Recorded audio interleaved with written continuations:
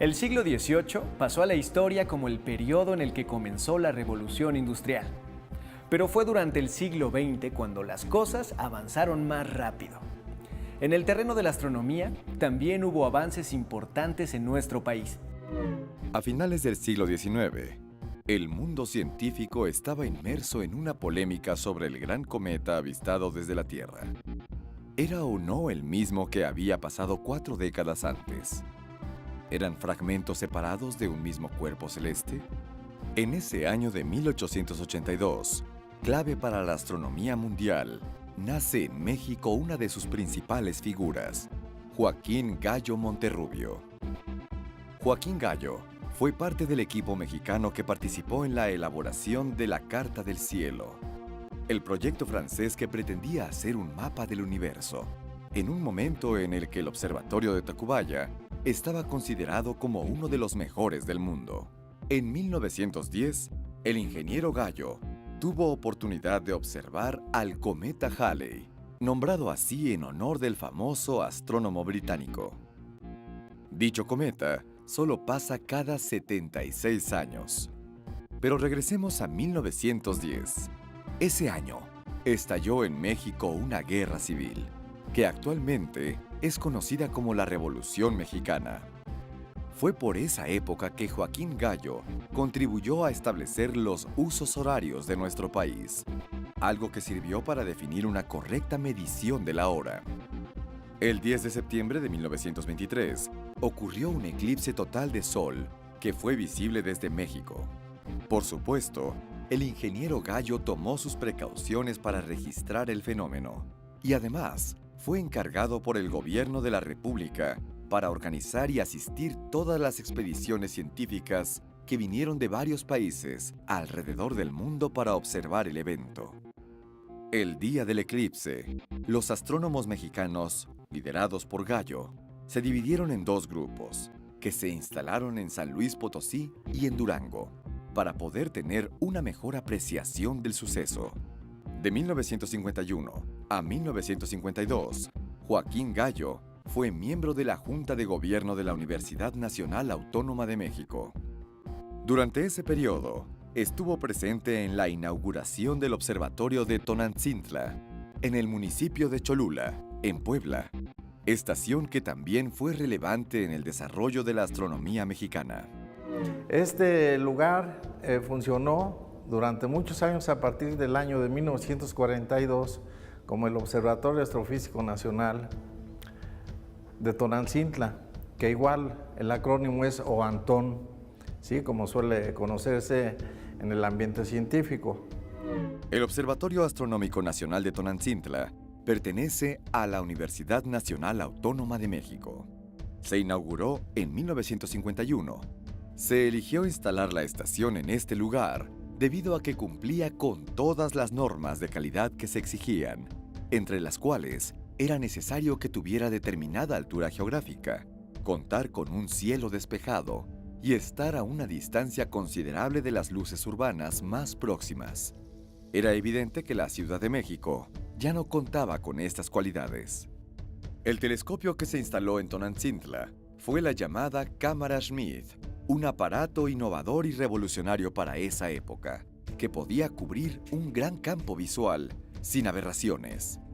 Las nuevas instalaciones, junto con su flamante telescopio, abrieron nuevas puertas para la astronomía moderna en México y Latinoamérica, y la relevancia que adquirió el Observatorio de Tonantzintla a nivel mundial repercutió en la buena reputación del personal que trabaja ahí, entre los que figuraron el profesor Luis Rivera Terrazas, el doctor Luis Munch y el astrónomo Enrique Chavira, entre otros. El telescopio que junto a lo que se llamó el telescopio de la Carta del Cielo, que se importó a principios del siglo XX para hacer un proyecto europeo de hacer un mapa del cielo. El segundo telescopio importante que había aquí en el Oantón, ¿sí? Que ahora es el INAOE, digamos, como heredero, fue la Cámara Schmidt. Esta Cámara Schmidt, no sé por qué tiene ese nombre, pero universalmente se conoce como la Cámara Schmidt, pero realmente es un telescopio muy particular. con una historia muy interesante que les voy a relatar, porque igual muy poca gente conoce ese tipo de datos, ¿no? En el año de 1610, 1612 aparecen dos instrumentos ópticos, que es el telescopio y el microscopio, ¿sí? Y 2 añitos después, una cosa así, Galileo inventa lo que podemos decir ahora el telescopio astronómico, en el sentido de que con un diseño propio, él empieza a estudiar el cielo y encuentra cosas que casi le cuestan la vida, ¿no? Según la historia. Y en ese mismo periodo, estos dos tipos de telescopios, el telescopio común y digamos el telescopio astronómico, está formado por lentes, ¿sí? Fundamentalmente son 2 lentes. Pero en ese mismo siglo empieza la inquietud de poder desarrollar otro tipo de telescopios astronómicos, donde la idea fundamental es observar con espejos en lugar de lentes. Y las configuraciones que se hacen son muy interesantes, ¿sí? Muy compactas y eventualmente más poderosas. Pero en este siglo XVII la tecnología para tener superficies de grandes espejos era nula, ¿no? O sea, los espejos que utilizó Newton eran como de 5 centímetros, o sea, no había esas posibilidades. Pero con el desarrollo del tiempo, en el siglo XIX, donde ya se tiene la tecnología para producir vidrios de gran tamaño, de 80 centímetros, 1 metro, los telescopios astronómicos reflectores cobran mucho más importancia que los telescopios a bases de lentes, y desde entonces son los que más se usan en el trabajo astronómico. No se dejan de usar los de tipo de lentes, pero el mayor peso está sobre los telescopios astronómicos basados en espejos. Y entonces, de 1600, vamos a suponer una fecha, 1675, donde aparecen estos nuevos telescopios basados en espejos. 1675, no hay ningún telescopio nuevo hasta 1940, donde Schmidt, un alemán, ¿sí? Inventa lo que se llama la cámara Schmidt, que consiste en una combinación muy interesante porque se utiliza un espejo y una lente especial que se llama la placa correctora de Schmidt. Esto se produce porque ya en 1940 todo el conocimiento de lo que se llaman las aberraciones de los sistemas ópticos ya se tiene muy estudiada, muy amarrada, y entonces la gente dice, bueno, pues ahora vamos a hacer nuevas propuestas. Entonces, técnicamente, un telescopio como este se llama un telescopio catadióptrico, porque es una combinación de espejos y lentes. Y los primeros eran lentes o espejos. Y ahora la cámara Schmidt tiene esa característica. Esas características que tiene este telescopio le permiten una cualidad muy interesante que no tienen los telescopios convencionales y más conocidos, que es poder tomar placas fotográficas en áreas de 25 por 25 centímetros. La gente que trabaja en fotografía sabe lo difícil que es tener un campo donde se obtengan fotografías de ese tamaño con muy alta definición. Es dificilísimo, y la contribución de este tipo de arreglos catadiópticos es lo que logra poder tener áreas para tomar fotografías del cielo con una claridad impresionante. En todo el campo se pueden ver muy bien definidas las imágenes. Una estrellita chiquita o una nebulosa o lo que sea, es impresionante con lo que se puede hacer este trabajo. Y es dimensionalmente un espejo muy chico, ¿sí? El espejo de la cámara Schmidt, unos 84 centímetros, ¿sí? No llega ni al metro, ¿sí? Pero las fotografías que logra obtener son de alta calidad. Este es el telescopio estrella de Tonantzintla, ¿no? Tanto de Loantón como de Linaoe. El fundador del Observatorio de Tonantzintla, Luis Enrique Erro, fue contador público, ingeniero civil, escritor e incluso campeón estudiantil de lucha libre. El Loantón fue fundado por Luis Enrique Erro en 1942, un político y un personaje muy importante en la vida académica y política de México. Luis Enrique Erro fue el fundador del Instituto Politécnico Nacional. A mucha gente se le olvida, pero fue un promotor de la educación tecnológica en nuestro país. Debido a una enfermedad que tuvo sobre su oído, decidió, digamos, dejar la política y dedicarse a la academia, y entonces fundó el OANTON en 1942, donde vinieron muchos investigadores del mundo a la inauguración. Fue un evento a nivel internacional muy importante.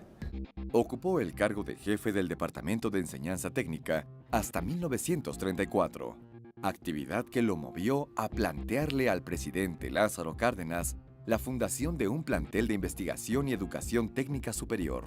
De este modo, en 1936, fue fundado el Instituto Politécnico Nacional, con las bases ideológicas y los programas asentados por el visionario Erro. En 1938, durante su gestión como secretario de la Embajada de México en Washington, conoce a Harlow Shapley, quien es reconocido como el científico que determinó la correcta posición del Sol dentro de la Vía Láctea. Erro compartió con Shapley el descubrimiento de 20 estrellas variables, además de otros estudios sobre estrellas ráfaga, que fueron publicados en el Boletín del Observatorio de la Universidad de Harvard. En 1940, durante el gobierno de Manuel Ávila Camacho, Luis Enrique Erro es elegido como presidente de la Comisión de Educación Pública. Durante ese periodo, participa en la reforma al artículo 3 de la Constitución. La contribución de Luis Enrique Erro a la educación y las ciencias en México es invaluable, y fue en gran parte gracias a él que logró mover a México del territorio de la astronomía al de la astrofísica, con lo que incorporó al país dentro del movimiento científico contemporáneo. Como reconocimiento a su obra, su nombre fue usado por la Unión Astronómica Internacional para bautizar el cráter lunar Erro. Y el planetario del Instituto Politécnico también lleva su nombre. Con la construcción del Observatorio de Tonancintla en 1942, se inicia un nuevo periodo en la astronomía mexicana. Gracias a las iniciativas del astrónomo Luis Enrique Erro, Tonancintla fue uno de los observatorios más importantes en América Latina y en el mundo.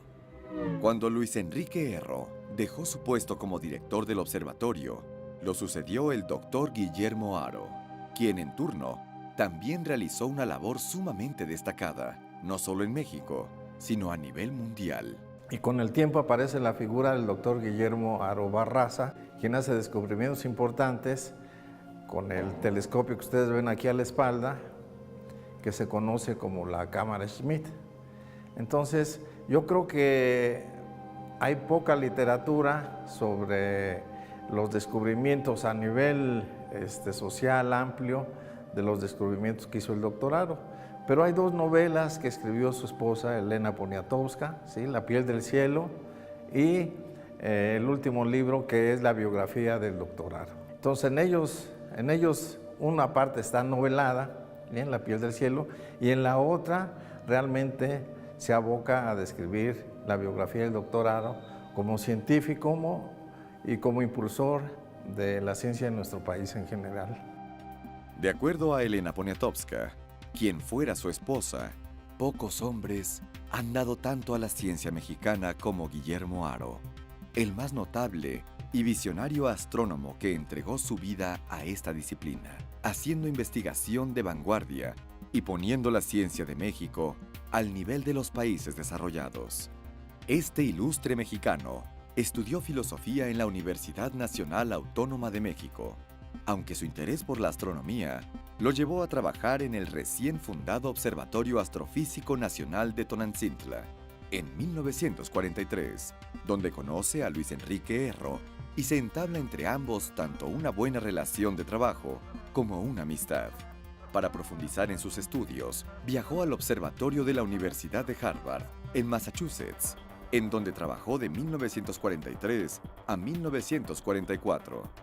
Al regresar a México, en 1945, regresó a sus labores en el Observatorio de Tonancintla, donde era encargado de manejar la cámara Schmidt. Con ella, observó y estudió las estrellas, así como otros cuerpos celestes. Guillermo Haro hizo varios descubrimientos, Uno de los principales fue la detección de condensaciones nebulosas de alta densidad, localizadas cerca de las estrellas recién nacidas. Gracias a su estudio, se pudo determinar que su formación era producto de la unión de gases expulsados por las estrellas con nubes de polvo. Estas nebulosas mantenían el mismo eje de rotación de las estrellas, aunque su aparición es pasajera y no duran más que unos cuantos miles de años. Al mismo tiempo que Guillermo Haro estudiaba estos objetos, en los Estados Unidos, el astrónomo George Herbig también lo hacía, por lo que se les nombró con el apellido de ambos, y actualmente son conocidos como objetos Herbig-Haro. Ambos astrónomos identificaron estos cuerpos entre 1946 y 1947. El trabajo del doctor Haro se basa en emplear la cámara Schmidt para hacer sus estudios astronómicos y logra grandes avances en el campo de la astronomía observacional, ¿sí? Él descubre lo que se llaman las estrellas azules, las estrellas ráfaga, ¿sí? Y hace un análisis de estrellas con diferentes características espectroscópicas. Y además, por su interés, logra que se construya un prisma especial para colocarlo al frente de la cámara Schmidt y obtener los espectros donde cada una de las imágenes hay dos opciones: o corresponden a diferentes longitudes de onda, o mueve la cámara para ver si la magnitud de las estrellas va cambiando o no, ¿sí? Entonces, con ese trabajo él logra poner realmente en el mapa del mundo la astronomía mexicana a un alto nivel que ha logrado mantenerse. Yo creo que los astrónomos, yo no soy astrónomo, soy óptico, pero tengo que reconocer que los astrónomos mexicanos tienen un alto cartel a nivel internacional. Otro de los objetos descubiertos por Haro fue un cometa localizado en la región del Toro, cuyo estudio publicó en 1955. Actualmente lleva el nombre de Cometa Haro-Chavira, en honor a su apellido y al de Enrique Chavira. En 1956, Guillermo Haro publicó un estudio sobre 44 galaxias azules, observadas desde el observatorio de Tonantzintla. En esta lista, incluyó una galaxia situada a 300 millones de años luz, que actualmente es conocida como la galaxia Haro 11. Haro también realizó un listado de 8.746 estrellas azules, publicado en 1961 en conjunto con Willem Leuthen, de las cuales 50 eran cuasares, cuerpos celestes aún desconocidos en ese año. Este trabajo lo realizó en el Observatorio Palomar de San Diego, California, utilizando la técnica de imágenes en 3 colores que había desarrollado en el Observatorio de Tonantzintla. Guillermo Haro sabía que la astronomía no solo gira en torno a la explicación sobre el origen del universo, sino que también tiene aplicaciones prácticas en la óptica, la electrónica y la computación. De 1960 a 1963, Guillermo Haro fue vicepresidente de la Sociedad Astronómica Americana y posteriormente fue director del Instituto de Astronomía de la Universidad Nacional Autónoma de México hasta 1968. A raíz de esa preocupación del doctor Haro, que tuvo a lo largo de muchos años, pensó, es mi punto de vista porque lo conocí desde 1960, ¿sí? Siendo estudiante en la UNAM, él empezó con la idea de poder integrar actividades a la astrofísica desde el punto de vista de la instrumentación en general. Y entonces él pensaba en instrumentación óptica, instrumentación electrónica. Y a raíz de eso, con el tiempo, va madurando la idea de poder crear una institución donde se pudieran practicar, además de la astronomía y la astrofísica, departamentos dedicados a instrumentación, no solamente enfocada al ámbito astronómico, sino en general. Y pensó entonces en la electrónica y en la óptica. Entonces, en base a un esfuerzo que hizo, se fundó el INAOE con decreto oficial del gobierno el 11 de noviembre de 1971. Y arranca como tal, como el INAOE, el 1 de enero de 1972. A estas alturas, Haro estaba consciente del potencial que tenía la óptica y la electrónica para el desarrollo del país, así como de la importancia de formar jóvenes que pudieran contribuir al impulso de estas disciplinas. Por ello, en 1971, funda el Instituto Nacional de Astrofísica, Óptica y Electrónica en Tonantzintla. En el INAOE se desarrollan varias áreas: astrofísica, óptica, electrónica, ciencias computacionales, y hay un área transversal y multidisciplinaria que es la ciencia y tecnología del espacio. La astronomía que se hace en el INAOE, igual que la que se hace en todo el país, es de muy alto nivel y es en lo que llamamos el espacio hacia afuera, ¿no? Las nebulosas, las galaxias, las estrellas. Entonces, en 1972 arrancan las actividades del Instituto Nacional de Astrofísica, Óptica y Electrónica, con la actividad encabezada por el doctor Guillermo Haro, que además, cabe mencionar, él fue de los promotores principales para la fundación de lo que es ahora la Academia Mexicana de Ciencias y del CONACYT. Igual, son datos que la gente no conoce, pero que es importante resaltar, porque sin duda alguna nuestro país tiene grandes figuras, ¿sí?, intelectuales, que aparte de su trabajo académico hacen promoción en otros aspectos, ¿no?, culturales o sociales. Entonces, en esa fecha, de la planta de astrónomos que había en el Huantón, llega un grupo de la UNAM, del Instituto de Astronomía de la UNAM, donde venimos nosotros, fundamentalmente los ópticos, ¿no?, para reforzar las actividades y empezar a reclutar gente en electrónica, que ya había aquí algunos técnicos trabajando, pero entonces empieza a conformarse las actividades del INAOE, ahora en astrofísica, en óptica y en electrónica. Entonces, un primer proyecto que inicia el doctor Haro con la fundación del INAOE es la construcción de un telescopio de 2 metros de diámetro. Entonces, con este tallado del espejo de 2 metros, 2 centímetros de diámetro, el INAOE arranca fuerte en el área de óptica. El telescopio, la óptica del telescopio que se talló aquí en el taller de óptica del INAOE, está instalado en la ciudad de Cananea, Sonora, y el nombre del observatorio astronómico que tiene ahí el INAOE en Cananea, Sonora, es el Observatorio Guillermo Haro, Observatorio Astronómico Guillermo Haro. Y desde 1980 está funcionando en forma ininterrumpida, haciendo trabajo semejante al que se hace en muchos observatorios del mundo. Guillermo Haro fue el primer mexicano en ser elegido como miembro de la Real Sociedad Astronómica de Londres. Una nación, un país, para que se desarrolle, para que pase del subdesarrollo al desarrollo, tiene que tener independencia tecnológica. Sin independencia tecnológica no hay nada. Seguimos dependiendo de los que sí le han apostado a eso. Necesitamos tener independencia tecnológica. Para tener independencia científica y tecnológica, pues hace falta que los jóvenes se convenzan de que es una buena apuesta y un buen proyecto de vida dedicarse a la ingeniería y a las ciencias básicas, física, matemáticas, química, etc.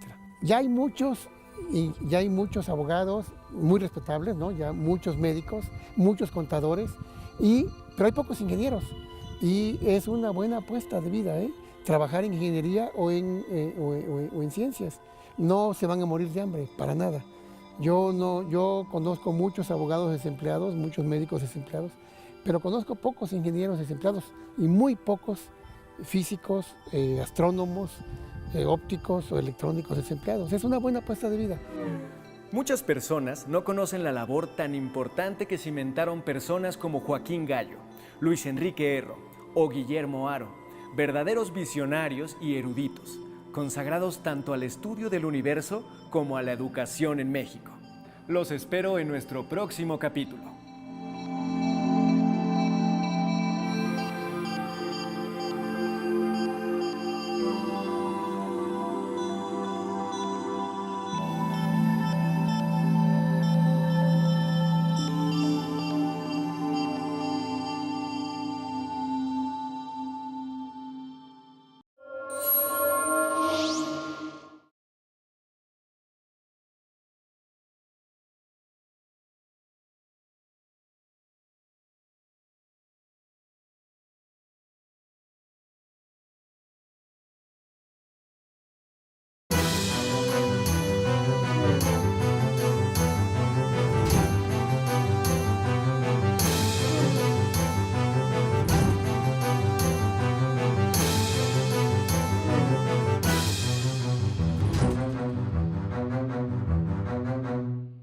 El siglo XVIII pasó a la historia como el periodo en el que comenzó la revolución industrial.